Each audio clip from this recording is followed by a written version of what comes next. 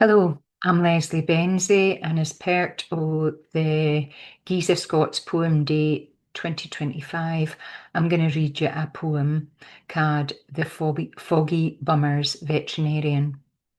Foggie Bummers being the Doric Scots word for bee.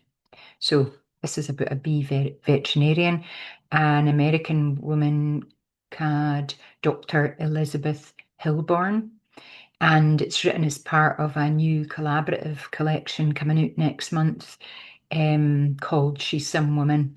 So me and two other poets are Linda Jackson and Donna Campbell are bringing out this collection, and it's testaments to women for all the world. So look out for that. Anyway, this is Foggie Bummer's Veterinarian.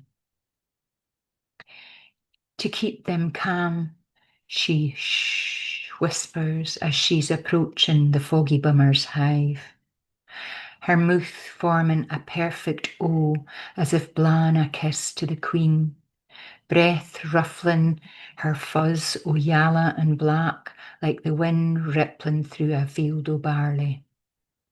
The American bee veterinarian is guy vexed about the impact of precariously perched weather patterns on their numbers and health. They are leaving hibernation in February, afore spring flowers have sprung, nae nectar to collect on their fuzz and corbiculae to feed them.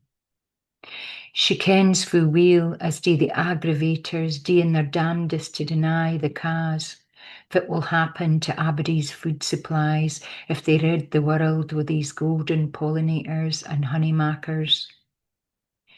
Each and every een is precious to her.